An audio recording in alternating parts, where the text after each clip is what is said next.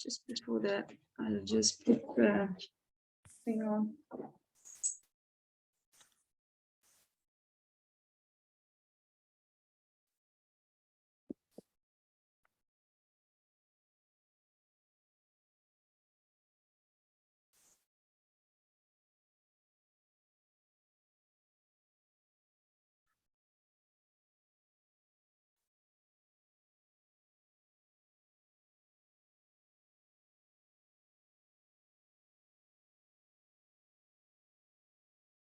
Hare Krishna.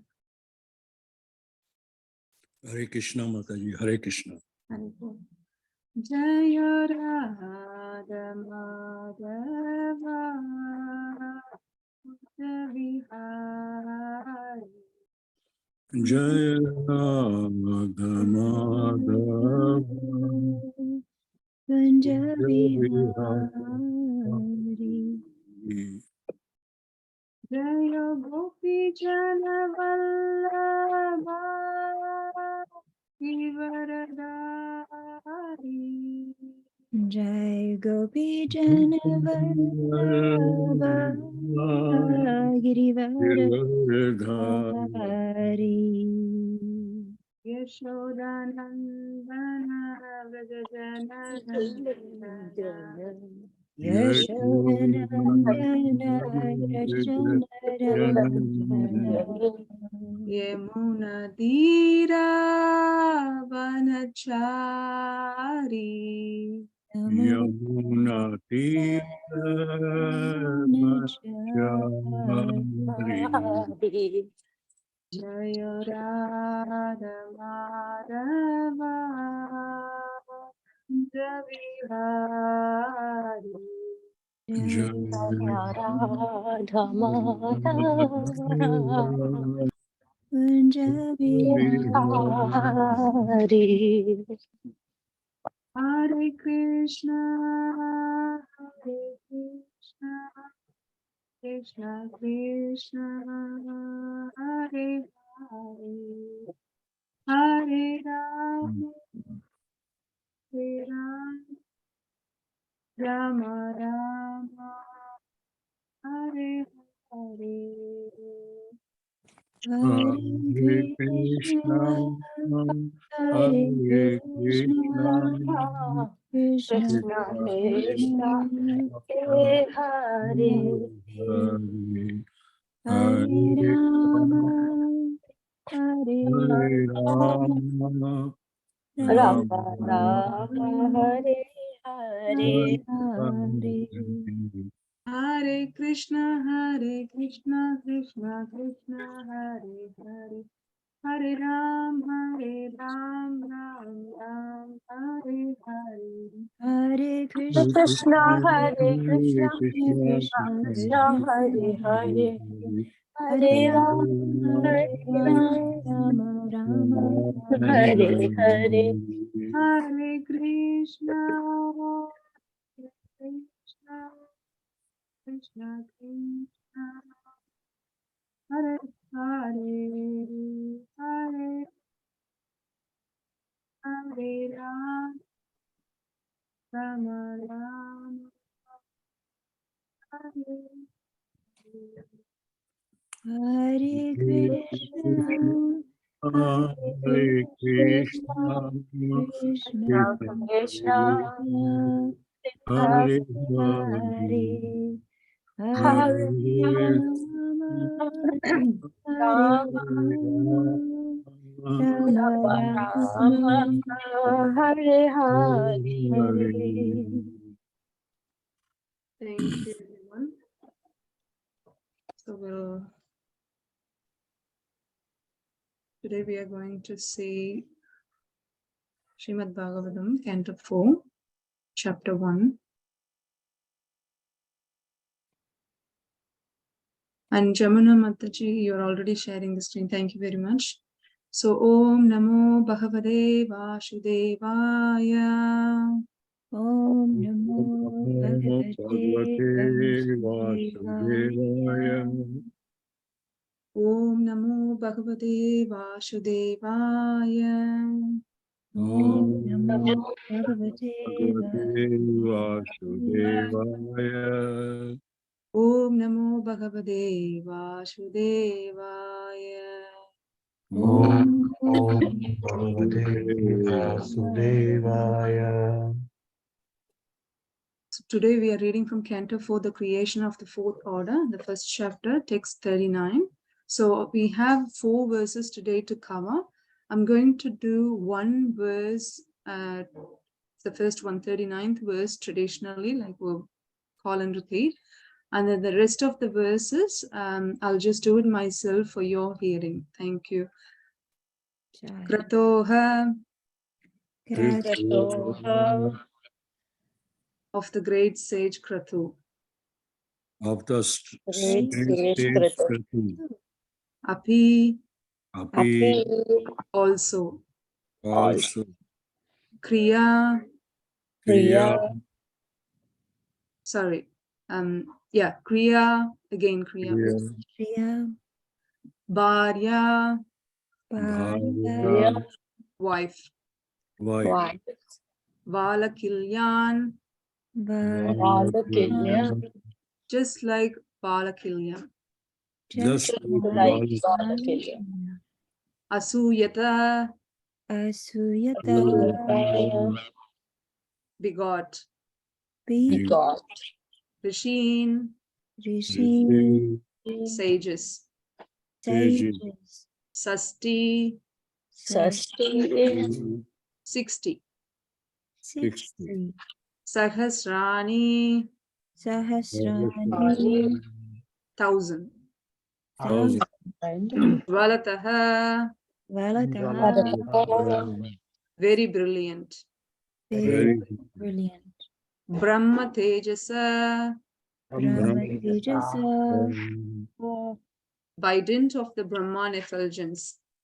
by Dint of the man Brahman. effulgence Kratorapi Kriya Bharya, Kratorapi Kriya Bharya Valakilyana Suyata, Valakilyana Suyata Rishin Sasti Sahasrani, Rishin Shasti Sahasrani Jvalato Brahma Tejasaha, Valato Brahma Tejasa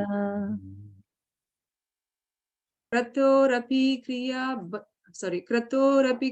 Bharya, Kratorapi Kriya Bharya Valakilyana Shuyata, Valakilyana Shuyata Rishin Sasti Sahasrani, Rishin Shasti Sahasrani. Jvalato Brahma Tejasa. Valato Brahma Tejasa. One from Mataji, one from Prabhuji. If you would like to recite this mantra, please. The sloka. Mahendra Prabhu, you go ahead. Kartorapi Kriya Bharya. Krator api kriya bharya. Valakhilayan Asuyata. Valakalyan ashuyata. Rishin Sasti Sahasrani. Rishin shasti sahasrani. Jwalato Brahma Tejasaha. Jwalato brahma tejasa. Hare Krishna. Hare Krishna. Kratopi Kriya Bharya Krator api kriya bharya. Valakilyan Asuyata Valakalyan asuyata. Rishin Sasti Sahasrani Rishin shasti sahasrani. Jvalato Brahma Tejasa Jwalato brahma tejasa. Thank you. So we'll do the translation. Translation and purport by Srila Prabhupada. Srila Prabhupada ki jai. Jai. Kratu's wife, Priya, Kratu's wife, Kratu's wife Priya, Priya gave birth to 60,000 great sages. gave birth to 60,000 great sages, All these sages were named Vala. named the Valakilyas. named the Valakilyas. Name Valakilyas. All these sages All these sages were greatly advanced in were greatly advanced advanced in spiritual knowledge, spiritual knowledge, and their bodies were and bodies the bodies were illuminated by such knowledge. illuminated by such knowledge. Purport.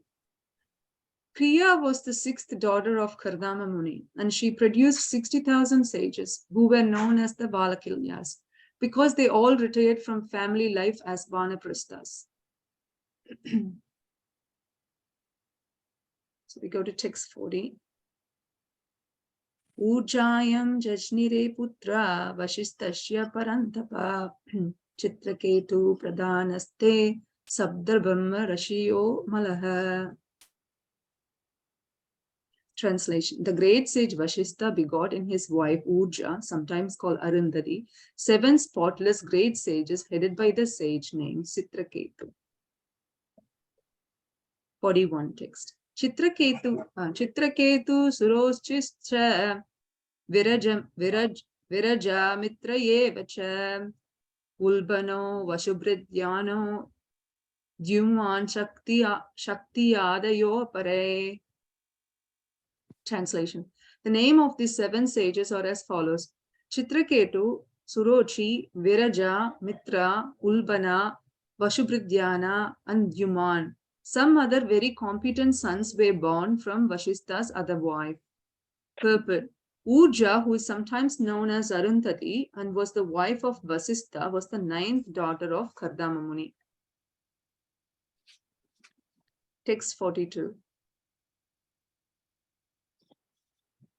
Chittistva darvanaha patni lebe putram drita vratam dadyansham ashva shirasam prigor vamsam nibodame. Translation. Chitti, wife of the sage Adarva, gave birth to a son named Ashvashira by accepting great vow called Dadyansha. Now you may hear from me about the descendants of the sage Prugu. The wife of Adarva, known as Chitti, is also known as Santi. She was the 8th daughter of Kardama Muni. Om Ajnana Timirandasya Jnananjana Salakaya Sakshurunmilitam Yena Tashmai Sri Guruve Namaha. Sri Chaitanya Mano Vishtam Sthapitam Yena Bhutale Swayam Rupa Kadamayam Tadanti Swaptantikam Vandeham Sri Guru Sri Yuda Padakamalam Sri Gurum Vaishnavam Cha Sri Rupam Sakrajadam Sahagana Raghunadam Vidam Tam Sajivam Sadvaidam Sapadudam Parijana Sahitam Krishna Chaitanya Devam Sri Radha Krishna Padan Sahagana Lalitan Sri Vishakandam Cha. He Krishna Karuna Sindhu Dina Bandho Jahatpate Kopesha Kopika Kanta Radha Kanta Namostute Tapta Kanchana Gaurangi Radha Vindayapiniveshwari Shabano Sute Devi Pranamami Hari Priye. Shri Krishna Chaitanya Prabhu Nityananda Shri Advaita Gadadhara Shri Vasadi Gaura Bhaktavrinda. Hare Krishna Krishna Krishna Hare Hare Hare Rama Rama Rama Hare Hare. Hare Krishna. So we are reading from this genealogical chart here. And just one second.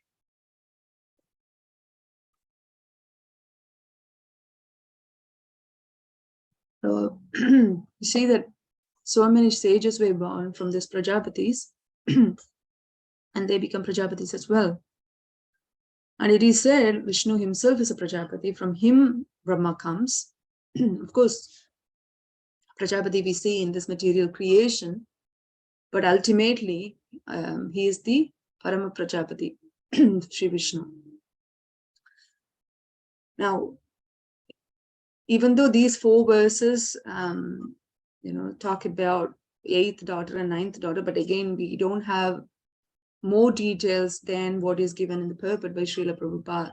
So what we will do for the benefit of our learning and our realization, so I'll talk a bit about a couple of prominent sages, one, maybe 3 prominent sages. So mainly Vashistha Muni, and then Vishwamitra Muni, and then we will also talk about the Dichi or Ashvashira.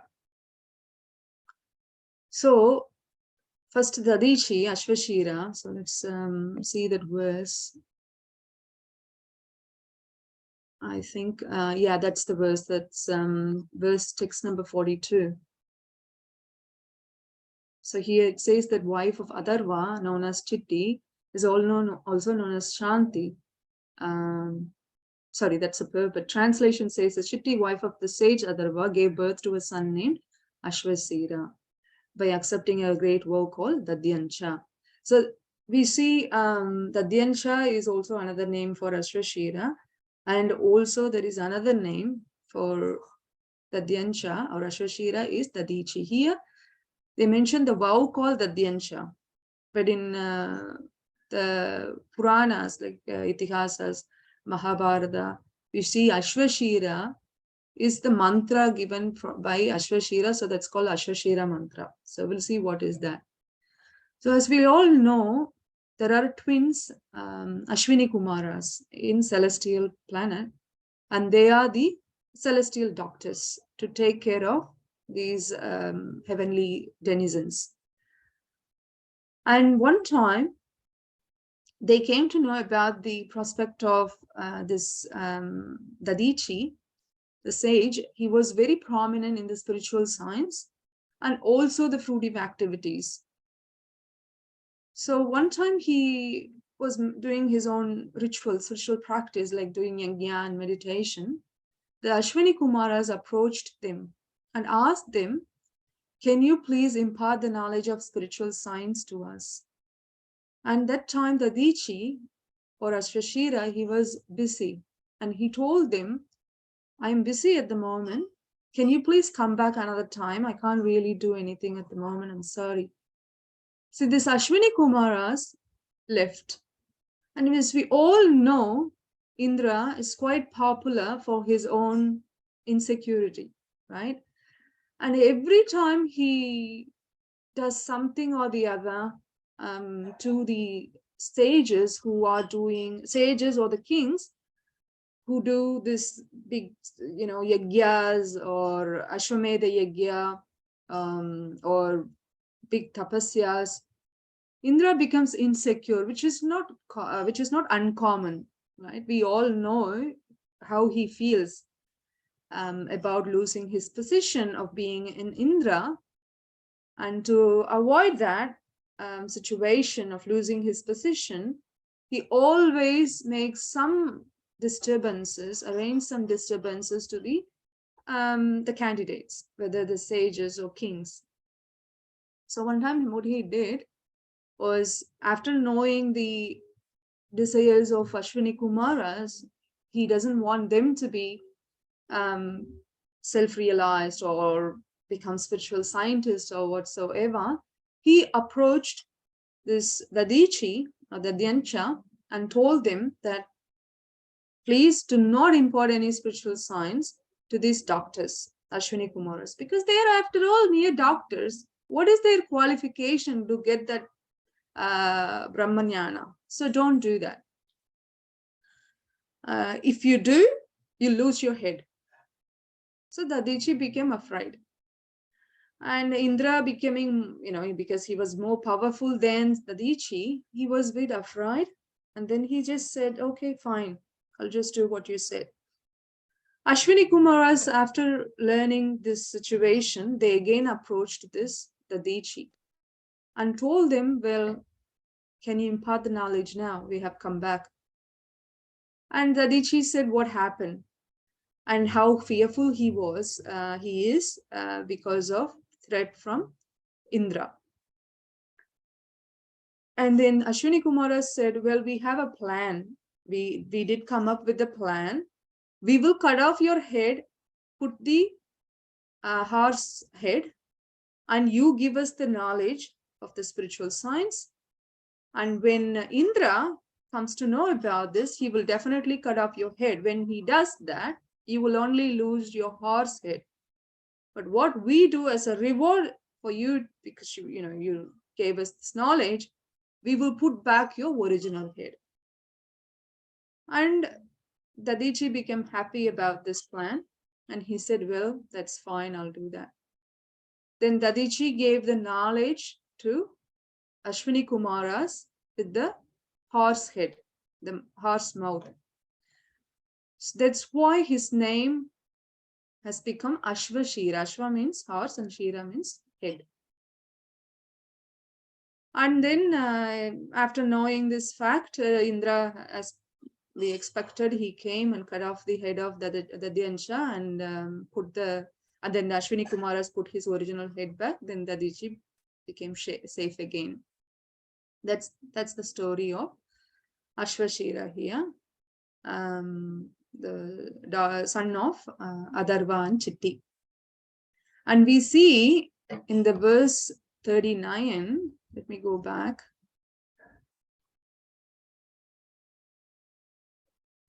We see the 7 sages they begot, right? So they are different from Saptarishis that we need to understand.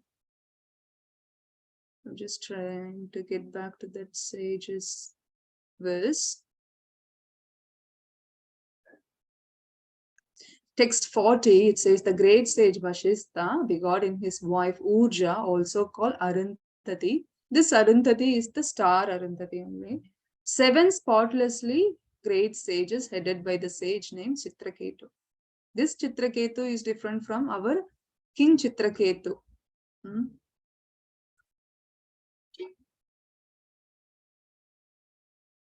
Who was cursed by Mother Parvati because he giggled at Lord Shiva and Mother Parvati. So that is different Chitraketu.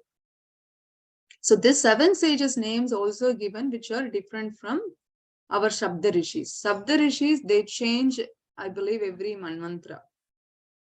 Current Manmantra, our 7 sages are Atri, Bharadwaj, Gautama, Kashyapa Muni, and Vashistha, and Jamadagni also there, and Vishwamitra.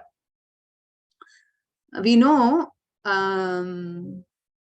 Atri Muni, we saw he had 3 sons, which we already covered, Dattatreya, Soma, and the incarnation of Lord Shiva, Brahma, and Vishnu, Dattatreya, Dhruva, and etc. Now, here we come to Gautama Muni. Also, we know the story of Ahalya and cursing Ahalya because she had an affair with Indra, which we already discussed by one of the speakers of Bhagavatam from our classes. And then who else? Gautama, and then Kashyapa Muni. Of course, we have been studying about him very vastly in the previous chapters.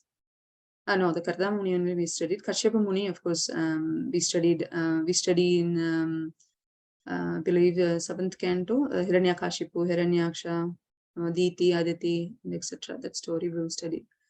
And next we come to Jamadagni. Jamadagni, actually, son of Ruchika and the grandson of Ruchika, sage Ruchika, and wife Renuka, I think. Yeah, Renuka. So Jamadagni, we know the story of he had 5 sons, I believe, and then the 5th son name was Rama or Parashurama, and we'll come to the story in a minute and how that came about. So then Vashistha. Vashistha is a Brahma Rishi, one of the Sabda Rishis, and we'll come to Vishwamitra Muni now. Then we will connect how these other sages are also getting connected here with the story. So Shiva Purana, Mahabharata, Ramayana, these characters come again and again. not only in one Purana, they appear both in Ramayana and also Mahabharata Itikashas and also Shiva Purana. Now we also see in Bhagavata Purana. Bhagavata Purana doesn't give details of the sages. The lesson that we are going to learn from these sages is how furious they get when they understand or they perceive their position is becoming insecure, like similar to Indra only. So Vishwamitra or Vashistha Muni, Vishwamitra being great king, Vashistha being great sage, still when we see their history, we understand how this mind corrupts us, or this false ego through our mind corrupts us, that we forget about our position. They have Brahma Vidya and they practice tapasya and they live in secluded place in the forest, but still how, unfortunately, they lose their real identity, forget about their relationship with the God, and let the false ego overcome, devour their consciousness, and consequently how they act, what they act. These are the lessons that we learn when again and again we learn from these lessons, and hearing from the speakers also, and Prabhupada's purport as well. Even if the great sages or kings fall down, what to speak of us? We are mere insignificant beings, and we don't have superpowers. We don't have any extra talents or anything. Not all of us, at least me. And we are not all famous or all beautiful like Bhagavan. Nothing like that. Even one of the opulence is not even up to 70% mark with us. Then what to speak of having everything in full? Being in such a position where we are right now, our false ego triggers us every single time and make us feel this insecurity within us. And then enviousness, proud, the wrath comes, the enviousness, and then the anger comes. And then we do what we do, which we will eventually end up regretting for even having that thought. Sometimes we act on our thoughts, sometimes we do not act on our thoughts. But like Yamunacharya says, whenever I think of the woman, I immediately spit at my thought. And we also, by the mercy of Paramatma within, we also feel so repentful. We feel so unfortunate about our position sometimes, but sometimes our anger, our enviousness overtake us, and we forget about that Paramatma instructing us also. And when we give Krishna Bhakti to others, and we see this groupism sometimes as well, or it's my community, or it's my state, it's my Guru Maharaj's group. So we see this segregation. Where the segregation come, I do not understand. And we have this special connection from our mind, this enzyme produced in our brain, that this is your community or this is your people. Now connect, be happy, be merry. And then it triggers the other enzyme saying, no, this is not your people, just stay away from them. So where these concepts coming, when we understand, when we read again and again, these are all, everyone is our brothers and sisters. And why we separate this God brothers, God sisters, which is great. It's for a purpose. You impart the mood, imbibe the mood of our own Guru Maharaj, and then you will have imbibe this particular mission from your Guru Maharaj, which still aligns with the umbrella of Prabhupada's mission that comes from Chaitanya Mahaprabhu's mission. There should be no gap, right? But where these groupism coming,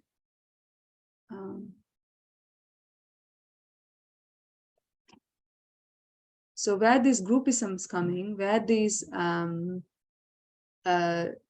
fact of my people, your people coming, and then when we give Krishna Bhakti to them, why we expect them or tell them or directly or indirectly we influence these new people to come take shelter of our own Guru Maharaj.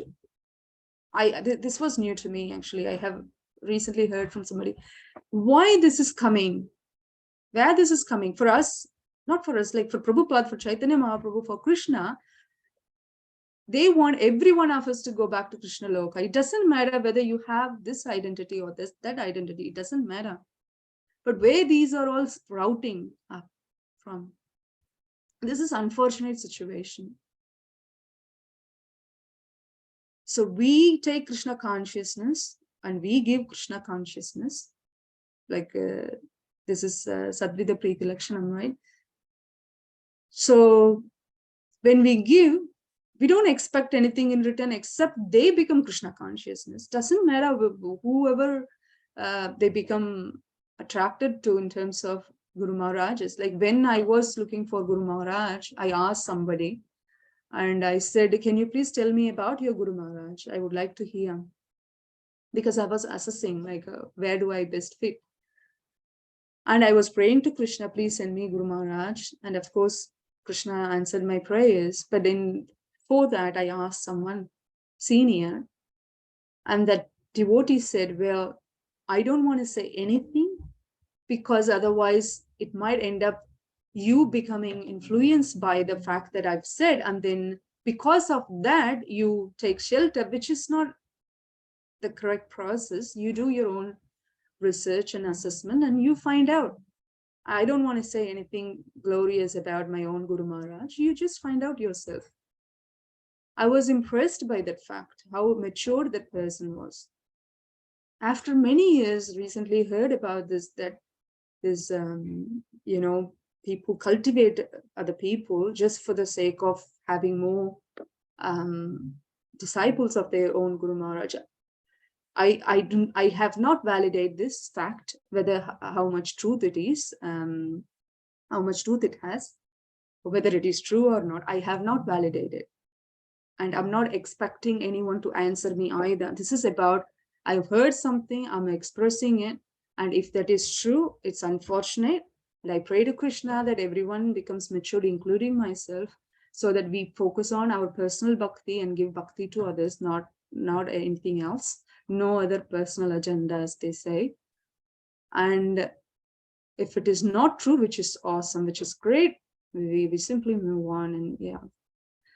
And coming back to this Vishwamitra, why I said that was because mainly we are still learning, right? We are still in the learning stage, the learning curve, and we still have these impurities, these anathas sprouting again and again.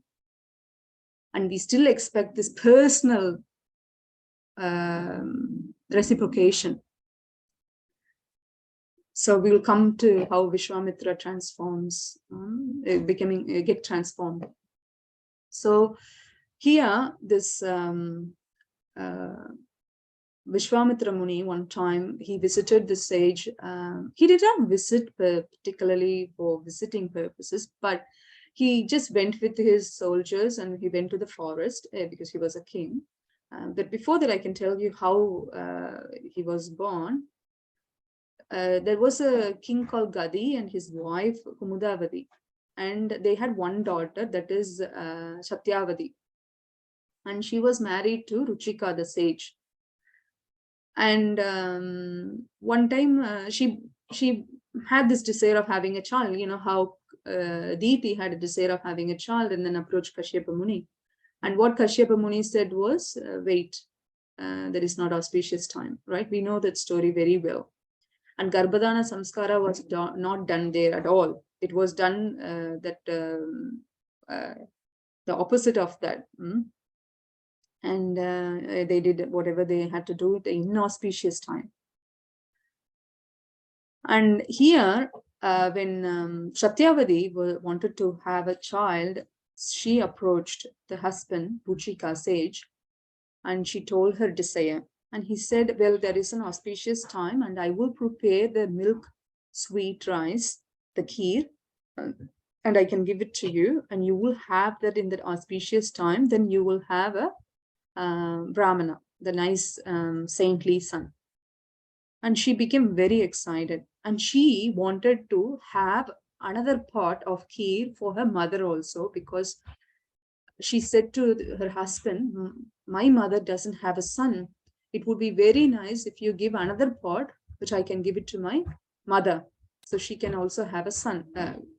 Look, in this day and age, if mother and daughter are having the child at the same time, she's not acceptable in the society. But back in those days, well, it looks like it. It's okay with that.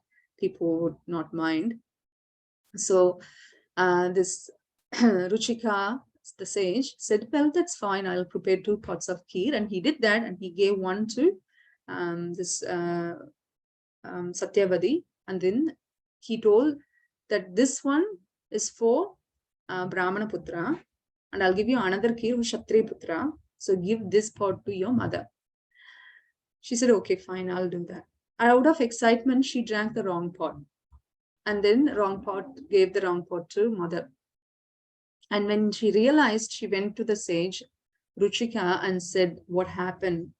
She narrated what happened, and the sage became furious and said, why would you do that? I told you with instruction. This sometimes happen as well, right? When wife gives instruction to the husband or vice versa, we mess up. We just do the opposite. I remember one time I asked my husband to buy the conditioner, but he bought shampoo. I asked him to buy the shampoo. It was many years ago. And I wouldn't be surprised if he still does that. That many years ago, I asked him, just buy the shampoo on the way back, and he bought the conditioner.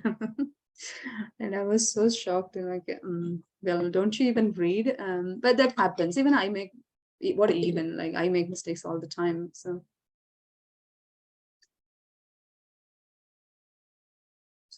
coming back to the story, Ruchika, the sage, said, well, that's fine. Whatever happened is happened. I will try to reverse it. I'll try to fix it. So what he did was, your mother will have Kshatriya son and you will have Brahmana son. But later on, the Kshatriya, because the potency is still there, the Kshatriya will become Brahmana later on. That's fine. And that happened.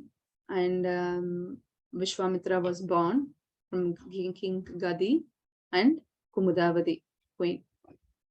And he was raised as usual in the royal atmosphere, and he learned the art of military and as well as the spiritual science and everything. And then one day his father died, Mr. Gadi died, and therefore he took over the kingdom, Vishwamitra, and he started ruling. And then when he was wandering in the forest one time with his soldiers, he happened to see the hermitage of Vashistha Muni. So as a matter of respect, he went and greeted the Muni, the Vashistha Muni, and he also received nicely. And they spoke for a bit, and then about to leave. Vishwamitra was about to leave, and then this this Vashistha Muni said, he insisted, well, you need to stay back for a feast. And he said, no, I'm not interested. We need to leave. No, you should.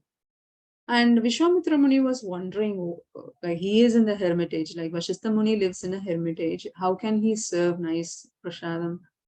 And but still, because of the insistence coming from the sage Vashistha, he agreed. Okay, fine. He gave him. So, and then what happened? He prepared a nice meal, nice feast, which Vishwamitra Muni never had it before. So he had a very big feast.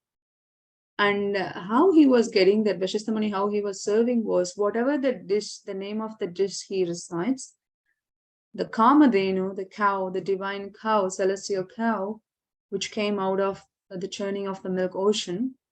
This Kamadhenu, she always moves around amongst these sages, Saptarishis.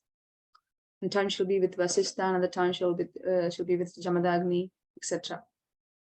This time she was with Vasistha, and the actual proprietor was Vasistha, and of course, original proprietor is Vishnu. But for the purpose of maintaining the cow, he is the owner, Vasistha Muni.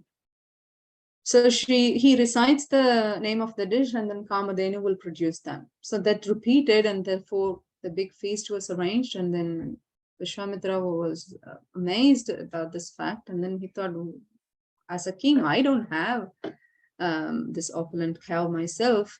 How come the sage has? Then he approached the sage Vasishtha and said, well, I give you 100,000 cows, give it to me, give Kamadhenu. And we know that story, right? And Vasishtha Muni refused, no, I can't give. And because she helps me with the yagya process, she gives me milk, ghee, and whatever I need for the process of yagya, and therefore I cannot give for the exchange of anything else. Whatever that you could give, that will never match for the exchange. And he started offering more and more. I'll give you this much gold and that much wealth from the kingdom, and etc. etc. Nothing attracted or impressed Vasishtha Muni, and finally Vishwamitra was defeated and he left the place. And but he was very furious. He wanted to have it. Actually, before that, he didn't leave the place just like that. They had a big conflict, right? That ended up having a big fight, and he had a big army and attacking Vasishtha. But then Kamadhenu and Vasishtha Muni became worried and told Kamadhenu that I am a simple sage. I don't have any army as such, and how can I, compete with this King Vishwamitra? And his name actually was Kaushika before becoming Vishwamitra. Vishwamitra means one is friend to everybody. Mitra means friend. One who is a friend of everyone is Vishwamitra.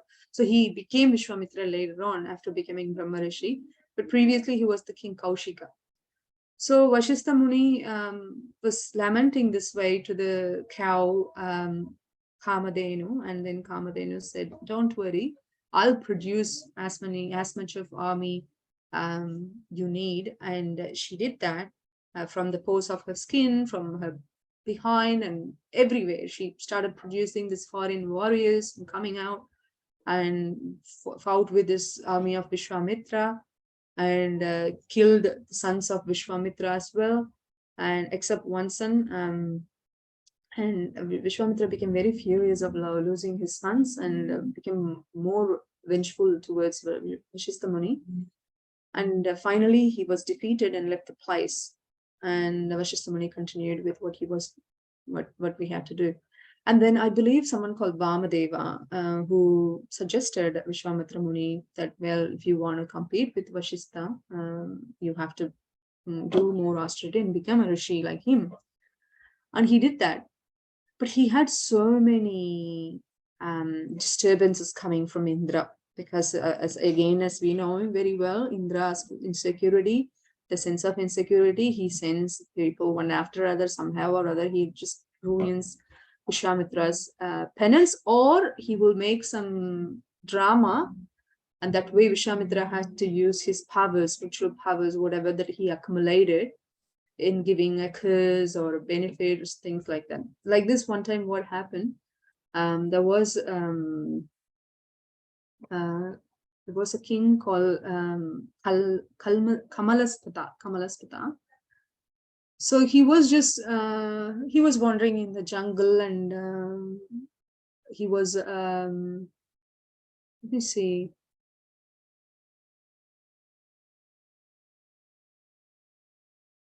Yeah, he was wandering in the jungle one time, and so Vasishtha wanted Kalmashpada to become his disciple, but Vishwamitra knew this very well. So he wanted to do something about this. So what he did, one time what happened was Kalmashpada was which is coming on the path, and where the son of the sage was going at the front or something like that. So they were actually they were crossing the path, and it was one way.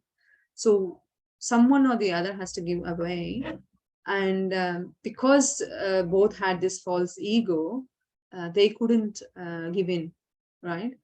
So the sage, the son of the sage, was Vasishta's son, called Shakti. He did not give in. So Kamalashpada, with the horse whip, he hit the son's sage. And that's ridiculous, because how come you can disrespect the sage or the son of the sage, which is equal, almost equal? So he cursed the Shakti, the sage Shakti cursed the king and said, well, you will be a wanderer in the forest for 16 years. So knowing this fact, Vishwamitra Muni, what he did, he made a plan. He sent a Rakshasa to possess the body of the king, Kalmashpada. And when that happened, by the influence of the demon inside his body, he served the human flesh to a Brahmin, and the Brahmin realized, and he cursed him to become a cannibal, the man-eating demon. And when he became man-eating demon, he was looking for food, and he ate the sons of Vashishta, 100 sons of Vashishta, and that actually devastated Vashishta Muni. And he became, he wanted to kill, Vashishta Muni wanted to kill, but he is clever. He doesn't want to get into this, and he doesn't want to lose his spiritual power. So whatever they accumulated, if they do something like this, they use the spiritual power, then they will lose it, and they have to work harder to get that back again. So what Vashishta Muni instead he did was forgave the king, and then freed the Kalmashpada from the demon's possession. So that's one story how Vishwamitra Muni tried to attack Vashishta. And then we know this the story of Trishanku, the king coming from Ikshvaku dynasty. He wanted to go to Swargaloka with the same mortal body. And what he did was he approached Vashishta and asked, well, please help me with this desire. Vashishta said, this is against the rules of the nature. I can't do it. So please go. And Trishanku then approached the sons of Vashishta and said, well, can you do it? And the sons became very furious. If my father, the great sage, if our father refused to deny your desire already because it's against the nature's law, then how can you come to us? And they became furious and cursed the king Trishanku to become the Chandala. And then Trishanku, he went to but consciousness remained the same, but his body became Chandala. And he went to the Vashishta Muni and asked, Vishwamitra Muni and asked, can you please do something about this? And Vishwamitra Muni said, yes, how come Vashishta could say, refuse that? I will arrange this for you. Then he sends the king, Trishanku, to heavenly planets. And at the entrance, Indra stops and say, no, you can't come in. And then Vishwamitra Muni, knowing this, became angry. And he builds 7 plains and 27 nakshatras around this king and says, Indra, if you don't allow him back into the Swarga, not back, if you don't allow him to enter into the Swarga, I will dethrone you and make this king Trishanku the next Indra. And he became worried. Indra became worried and said, well, okay, all right. Then that means what we can do will make the king remain suspended downwards with the planets you created around him. But he will be immortal. That means he will live long, not immortal, but he'll live long. So that's the story of that Trishanku. There is another story about Amavarisha. Amavarisha king was performing yagya and he didn't have, he had this, he was doing Ashwamedha yagya, he lost the last cast. Like again Indra, this is the act from Indra. And he was worried and he asked the Brahmanas and they said, well, you have to do the oblation, human oblation. And he was looking for human oblation. Then he went to the sage Ruchika, and Ruchika sent the son, his own son, Sunashepa. Okay, go take him as the human oblation. And being very obedient to his father, Ruchika, the sage Ruchika, the son Sunashepu went with the king, Amavarisha. And on the way, Amavarisha said, well, let's rest up here and then we'll go later. That time he escaped, Sunashepa. He escaped and then he went to Vishwamitra. Then Vishwamitra said, okay, I'll ask my son, one of my sons to go. Then when he did that, the sons became very angry. How come you can do this? Huh? So we are your children, don't you love us? Vishwamitra became angry and cursed his sons. Okay, you become dog eaters and wander in the earth. And then what he did to Sunashepa, I will give you 2 mantras. You just chant and then it will invoke Indra to come save your life. And then Sunashepa just did that, did just that, and then he was saved by Indra by getting the long life. So that's Sunashepa's story. And there is another story of Harishchandra. Harishchandra is he is very known for the righteousness, like Yudhishthira Maharaj. So one time what happened, Lord Ganesh interrupted, not interrupted, he actually disguised himself as a woman and pretended that he was screaming in pain. So just created an illusion. When Vishwamitra Muni was into deep meditation, this Vigna Raja was doing this drama here. Hearing this, that time he was in the forest, Pushkara forest, Harishchandra was, and then he was the son of Trishanku. And he was there and he thought, oh, there is this lady he needs to save. When he went there, that he possessed the body. He was possessed by Vignaraja and started beating Vishwamitra. And then Vishwamitra came back to his senses.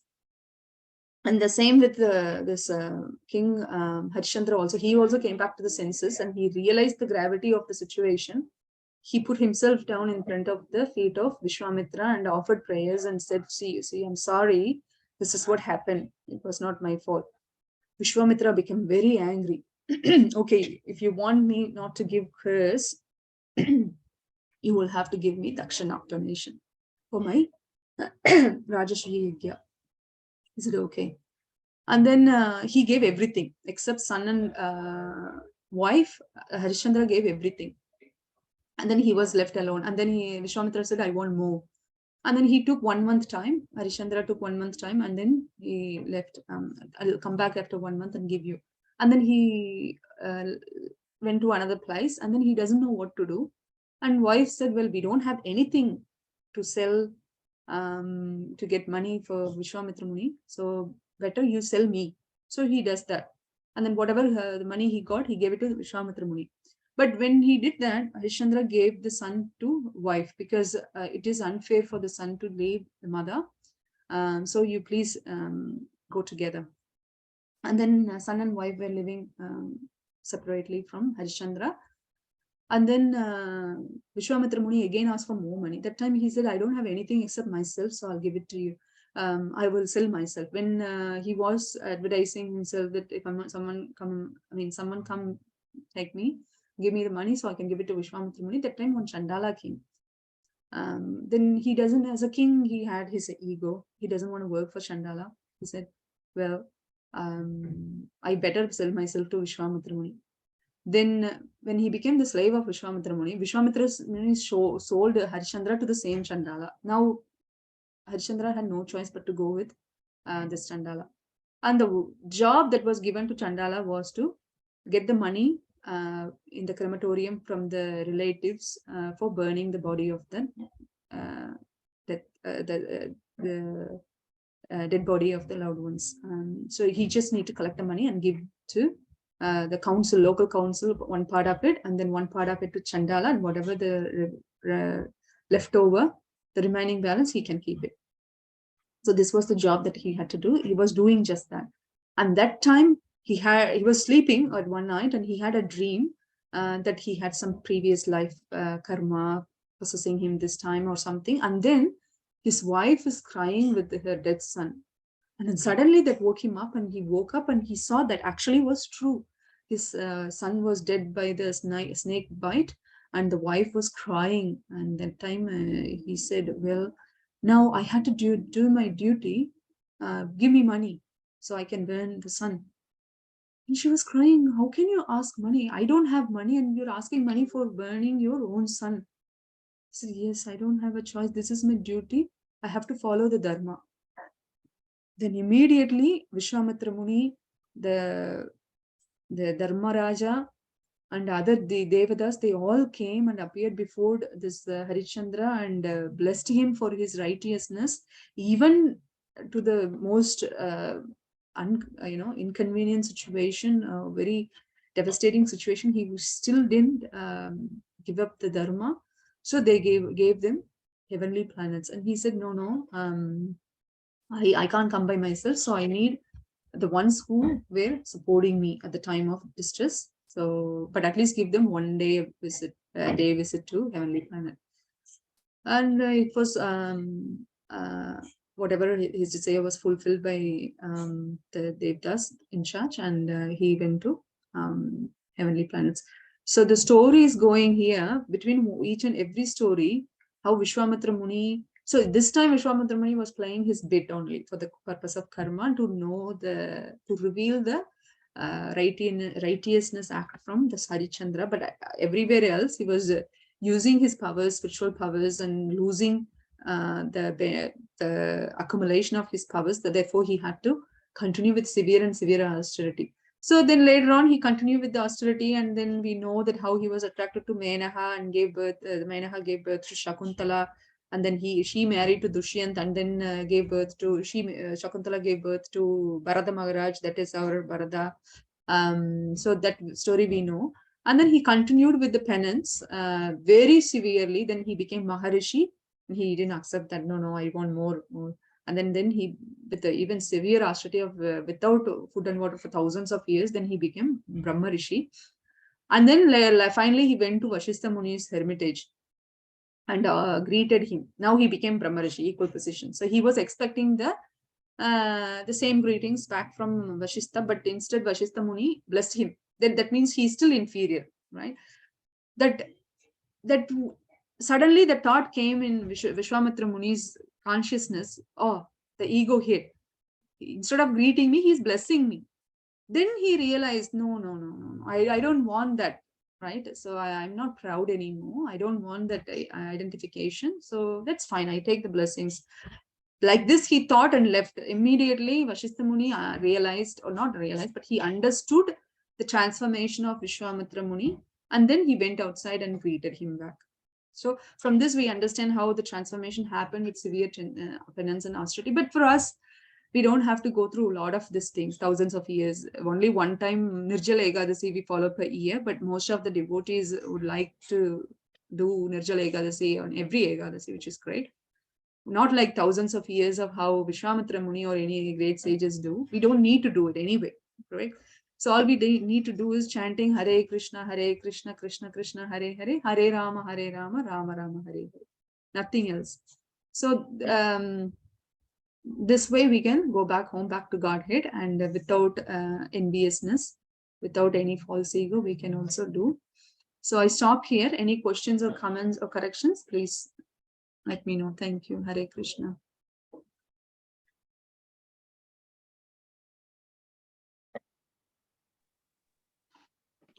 Hare Krishna. Oh, Thank you, Isvari. I just wanted to say thank you very much for your class today. You told us so many stories of some very great sages and some of the austerities that they performed, as well as they were just trying to get a hold on their own subtle body, hey, and trying to get a hold on their own mind and keep it engaged in Krishna consciousness like we can too. So I really appreciate some of those stories. I've never heard them before. So thank you very much, Ishwari. Hari Bol. Thank you, Mataji. Hare Krishna. Hare Krishna, Mataji. Thank Hare you. Krishna. Hare Krishna, Prabhu. Yeah, it was a very nice recollection, though I had heard some of them, but you did very well in describing various munis and rishis, and that was great. Thank you very much. We need to go through in detail if you want to know further. Thank you so much. You did Thank quite you. well. Thank you. Thank you, Prabhu. Thank you. Hare Krishna. Hare Krishna. Hare Krishna, Mataji. Thank you Hare very much. Krishna. You have got amazing memory power. You can remember all these stories. Wonderful. And very nicely explained Aswasira and Dhyancha and all these ups and downs of Vishwamitra Muni and Vasishta, many others. Vasishta Muni was always in control of his anger, right? Yes, Prabhu. Yes, His most of the Brahmarshi. time. Yeah. Only an unavoidable situation when he has to defend himself, then only he provoked that kind of consciousness to protect himself. But otherwise, his anger was in check. But also, it is somewhere I've read that he tried, because too much torture coming from Vishwamitra Muni, therefore he tried to commit suicide. But every time he tried, and that failed, like he fell in the river, but or on the oceans, both times the waves, put him to the shore. And then one time he jumped off the cliff, and then he fell on the stone, which became cotton. But again, I have not validated that information, but I have heard about it. But why would Rishi commit suicide? That's a question to ask. But again, we never know. For the purpose of learning, they might do it. For teaching, they might do it. But yeah, that's something I've heard as well. So yeah, Amazing that he has so much power. He could have straightway burnt even Vishwamitra to ashes by his, divine power, but he never used it to take revenge.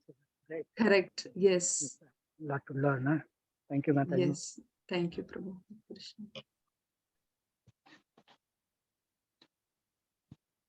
Hare Krishna, Mataji. Dhanavad Pranam. Hare Thank Krishna. you very much for your nice class, Mataji, and all the different incidents, pastimes involving Vishwamitra Muni. One point, I joined the class a bit late, so not sure. You were discussing at one point about the question of devotees trying to get disciples, followers for their own gurus. I think my guess, again, it's my thinking, is primarily related to education. When devotees are properly educated right from the start, then it makes it easier for people to understand what is the position of the guru. Because the main thing is, it is in fact demeaning to the guru for somebody to go collecting disciples for him, because as you said, it is the connection between the guru and the disciple. That means we are saying that the guru does not have the power to connect with his prospective disciples by himself, that he needs somebody to go. If they really understand that aspect, that, and also the fact that the gurus are one in terms of they are manifestations of Krishna ultimately. So it does not matter whom a particular devotee may choose to become disciple of. Ultimately, everybody is the same in terms of their positions, and therefore, especially when in our current situation where mostly the gurus are all disciples of Srila Prabhupada. So If you select any one, everybody else is automatically of the same position because they are all god brothers of your guru. You would treat each and every one of them equally. And if you try to covet for one, that means you're pushing the others down. And therefore you are committing the same error of not actually respecting them equally to your guru. All these points are there. And the point is, if they are properly educated, they would understand what is the position of the guru, how they should be actually respecting them. And when that is not there, that then flows on from one to another.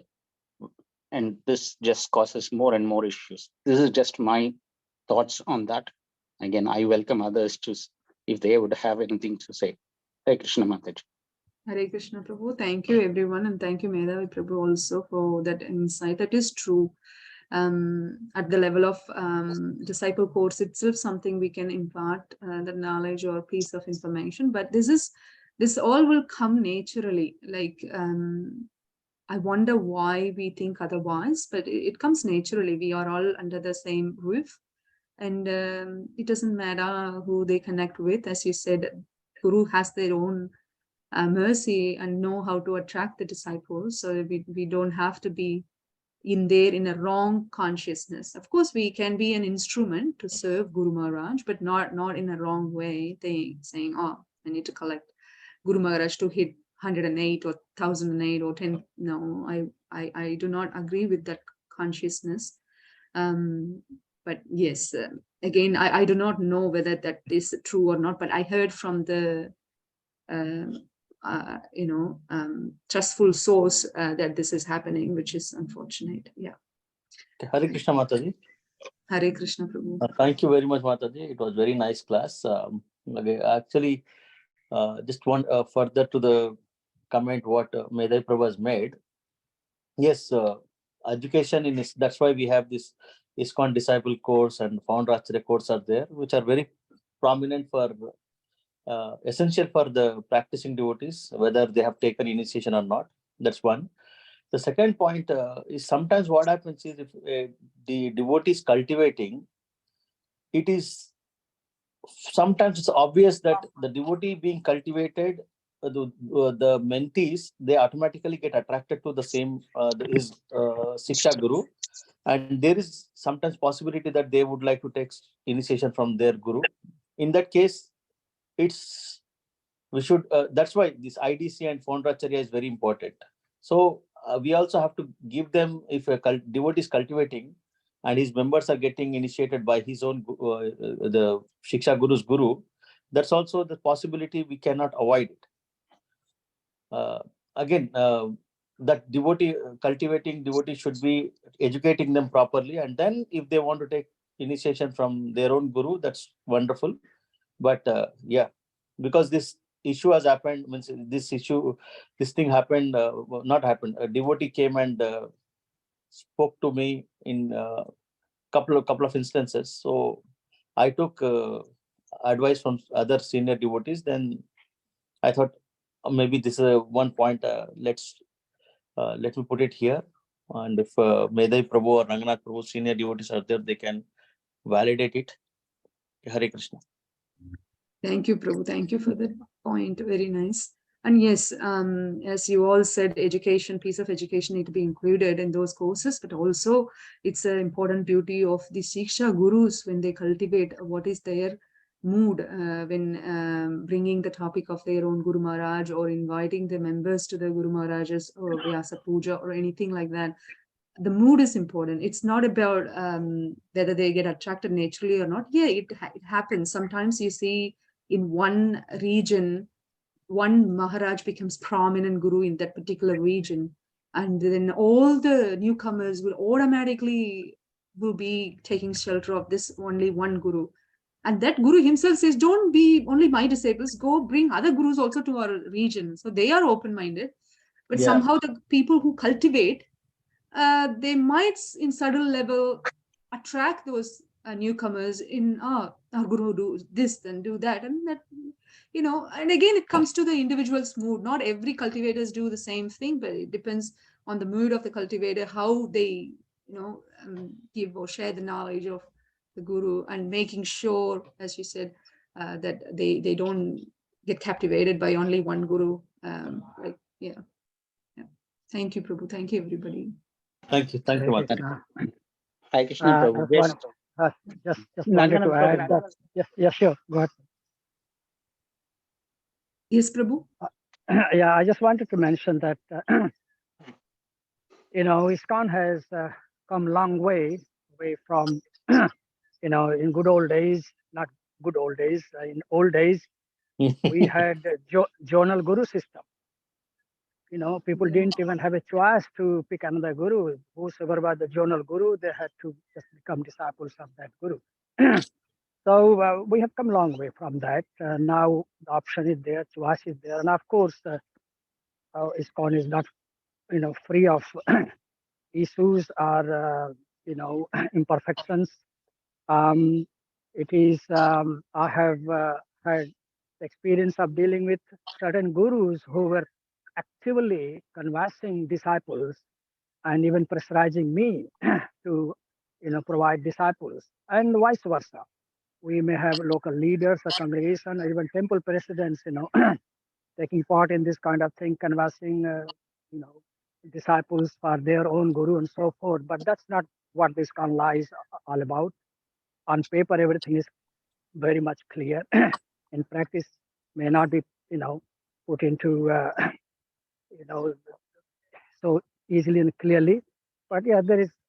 We have to be mindful that guru and disciple relationship is a personal choice, and in no way we should be hindering that freedom of and it. I remember my Guru Maharaj he was coming to Australia once, and I asked him that what can I put in the flyers and what can I say, and he warned me. He said, no, I don't want you to glorify me. I don't want you to go and advertise me. Just simply announce that I'm coming there. That's all. So,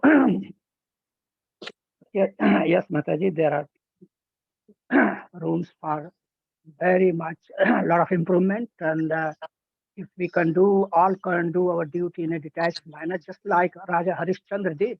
You have described that story very nicely. If all of us, including our leaders, can simply do their duty nicely, following the footsteps of Raja Harishchandra, our own ISKCON will be free of a lot of issues, and what to speak of this whole world. Thank you, Master.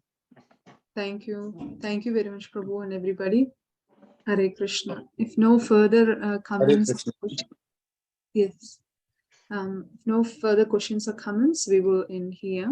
Vansha kalpotrobhasya kripa sindhubhye vacha palitanam bhavnebhyo vaishnavebhyo. Hare Krishna. Have a good day, everybody. Hare Krishna. Hare Krishna, Hare Krishna. Hare Krishna. Hare Krishna, Krishna, Priya Mataji ki jai. Jai. Srila Prabhupada ki jai. Shandra Srimad Bhagavatam ki jai. Jai. Haribo.